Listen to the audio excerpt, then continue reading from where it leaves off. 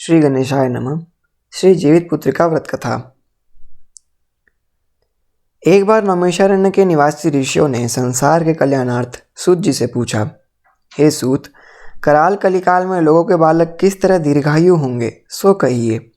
सूत जी बोले, जब द्वापर का अंत और कलयुग का आरंभ था, उसी समय बहुत सी शोकाकुल स्त्रियों ने आपस में सलाह की कि क्या इस कली में माता के जीवित रहते पुत्र मर जाएंगे।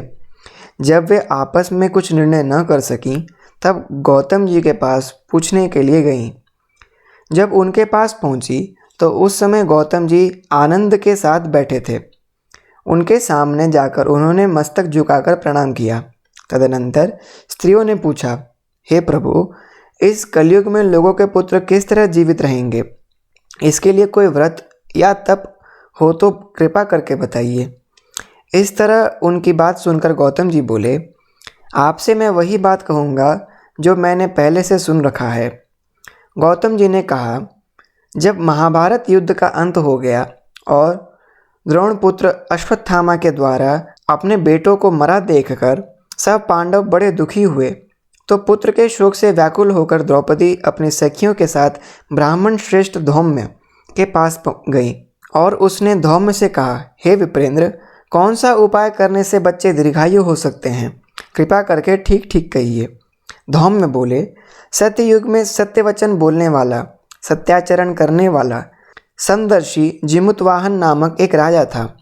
एक बार वह अपनी स्त्री के साथ अपने ससुराल गया और वहीं रहने लगा।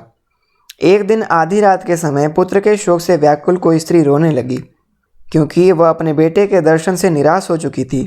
उसका पुत्र मर चुका था। वह रोती हुई कहती थी, हाय, मुझ बूढ़ी माता के सामने मेरा बेटा मरा जा रहा है। उसका रुदन सुनकर राजा जिमुतवाहन का तो मानो हृदय विदीर्ण हो गया। वह तत्काल उस स्त्री के पास गया और उससे पूछा, तुम्हारा बेटा कैसे मरा है? बूढ़ी ने कहा, गरुड़ प्रतिदिन आकर गांव के लड़कों को खा जाता है। इस पर दयालु राजा ने कहा, माता, अब तुम रो मत, आनंद से बैठो, मैं तुम्हारे बच्चे को बचाने का यत्न करता हूँ। ऐसा कहकर राजा उस स्थान पर गया जहाँ गरुड़ आकर प्रतिदिन मांस खाया करता था। उसी समय गरुड़ भी उस पर टूट पड़ा और मांस खाने लगा।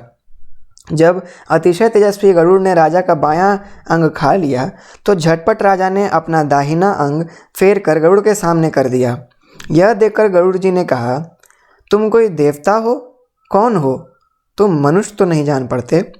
अच्छा, अपना जन्म और कुल बताओ। पीड़ा से व्याकुल मन वाले राजा ने कहा, हे पक्षीराज, इस तरह के प्रश्न करना व्यर्थ है। तुम अपनी इच्छा भर मेरा मांस खाओ। यह सुनकर गरुड़ रुक गए और बड़े आदर से राजा के जन्म और कुल की बात पूछने लगे। राजा ने कहा, मेरी माता का नाम है शैव्या और मेरे पिता का नाम शालिवाहन है। सूर्य वंश में मेरा जन्म हुआ है और जिमुतवाहन मेरा नाम है। राजा के दयालुता देखकर गरुड़ ने कहा, हे महाभाग, तुम्हारे मन में जो अभिलाषा हो वह वर मांगो। राजा ने कहा, हे पक्षीराज, यदि आप मुझे वर दे रहे हैं तो वर दीजिए कि आपने अब तक जिन प्राणियों को खाया है वे सब जीवित हो जाएं। हे स्वामिन, अब से आप यहाँ बालकों को न खाएं और कोई ऐसा उपाय करें कि जहाँ जो उत्पन्न हो वे लोग बहुत दिनों तक जीवित रहें। धौम्य ने कहा कि पक्षीराज गरुड़ राजा को वरदान देकर स्वयं अमृत के लिए नागलोक चले। वहाँ से अमृत लाकर उन्होंने उन मरे मनुष्यों की हड्डियों पर बरसाया। ऐसा करने से सब लोग जीवित हो गए जिनको कि पहले गरुड़ ने खाया था। राजा के त्याग गरुड़ की कृपा से वहाँ वालों का बहुत कष्ट दूर हो गया। उस समय राजा के शरीर की शोभा दूनी हो गई। राजा की दयालुता देखकर गरुड़ ने फिर कहा, मैं संसार के कल्याणार्थ एक और वरदान दूंगा। आज आश्विन कृष्ण सप्तमी से रहित शुभ अष्टमी तिथि है। आज ही तुमने यहाँ की प्रजा को जीवन दान दिया है। हे वत्स, अब से यह दिन ब्रह्म भाव हो गया है। जो मूर्ति भेद से विविध नामों से विख्यात है, वही त्रैलोक्य से पूजित दुर्गा अमृत प्राप्त करने के अर्थ में जीवित पुत्रिका कहलाई हैं। सो इस तिथि को जो स्त्रियां उस जीवित पुत्रिका की और कुश की आकृति बनाकर तुम्हारी पूजा करेंगी तो दिनों दिन उनका सौभाग्य बढ़ेगा और वंश की भी बढ़ती होती रहेगी। हे महाभाग, इस विषय में विचार करने की भी आवश्यकता नहीं है। हे राजन, सप्तमी से रहित और उदया तिथि की अष्टमी को व्रत करें, यानी सप्तमी विद अष्टमी जिस दिन हो उस दिन व्रत न कर शुद्ध अष्टमी को व्रत करें और नवमी में पारण करें।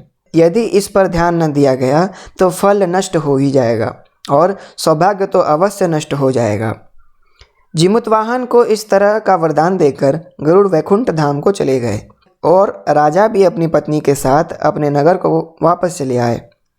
धौम्य द्रौपदी से कहते हैं, हे देवी, मैंने यह अतिशय दुर्लभ व्रत तुमको बताया है। इस व्रत को करने से बच्चे दीर्घायु होते हैं। हे देवी, तुम भी पूर्वोक्त विधि से यह व्रत को दुर्गा जी का पूजन करो तो तुम्हें अभिलाषित फल प्राप्त होगा। मुनिराज धौम्य की बात सुनकर द्रौपदी के हृदय में एक प्रकार का कौतूहल उत्पन्न हुआ और पूर्ववासिनी स्त्रियों को बुलाकर उनके साथ यह उत्तम व्रत किया। गौतम ने कहा, यह व्रत और इसके प्रभाव को किसी एक चिल्ह ने सुन लिया और अपनी सखी सियारिन को बतलाया। इसके बाद पीपल वृक्ष की शाखा पर बैठकर उस चिल्ह ने और उस वृक्ष के खोते में बैठकर सियारिन ने भी व्रत किया। फिर वही चिल्ही किसी उत्तम ब्राह्मण के मुँह से यह कथा सुनाई और पीपल के खोते में बैठी हुई अपनी सखी को सुनाया। सियारिन ने आधी कथा सुनी थी कि उसे भूख लग गई और वह उसी समय शव से भरे हुए शमशान में पहुंची। वहाँ उसने इच्छा पर मांस का भोजन किया और चिल्ही बिना कुछ खाए पिए रह गई और सवेरा हो गया। सवेरे वह गौशाला में गई और वहाँ गौ का दूध पिया। इस तरह नवमी को उसने पारण किया। कुछ दिनों बाद वे दोनों मर गईं और अयोध्या में किसी धनी व्यापारी के घर में जन्मी। संयोग से उन दोनों का जन्म एक ही घर में हुआ, जिसमें सियारिन ज्येष्ठ हुई और चिल छोटी। वे दोनों सभी शुभ लक्षणों से युक्त थीं, इसलिए बड़ी लड़की काशीराज के और छोटी उसके मंत्री के साथ गार्हपत्य अग्नि के सामने विधिपूर्वक ब्याही गई। पूर्व जन्म के कर्म फल से वह मृगनयनी रानी हुई। जिस किसी भी संतान को उत्पन्न करती वह मर जाती थी और पूर्व जन्म की बातों को स्मरण करने वाली मंत्री की पत्नी ने अष्टवसुओं के सदृश तेजस्वी 8 बेटे उत्पन्न किए और सभी जीवित रह गए। अपनी बहन के पुत्रों को जीवित देखकर ईर्ष्यावश राजपत्नी ने अपने स्वामी से कहा कि यदि तुम मुझे जीवित रखना चाहते हो तो इस मंत्री के भी पुत्रों को उसी जगह भेज दो जहाँ मेरे बेटे गए हैं, अर्थात इन्हें मार डालो। यह सुनकर राजा ने उस मंत्री के पुत्रों को मारने के लिए कई प्रकार के उद्योग किए, पर मंत्री पत्नी ने जीवित पुत्रिका के पूर्ण बल से बचा लिया।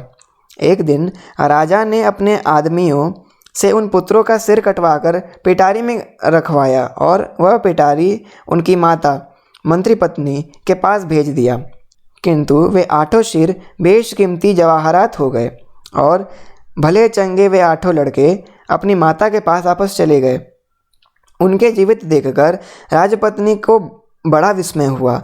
अंत में वह मंत्री की पत्नी के पास आई और उसने पूछा, बहन, तुमने कौन सा ऐसा पुण्य किया है जिससे बार बार मारे जाने पर भी तुम्हारे बेटे नहीं मरते?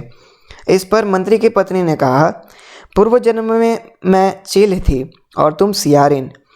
हमने और तुमने साथ साथ जीवित पुत्रिका का व्रत किया था। तुमने व्रत के नियमों का भली भांति पालन नहीं किया था और मैंने किया था। इसी दोष से है बहन, तुम्हारे बेटे नहीं जीते हैं।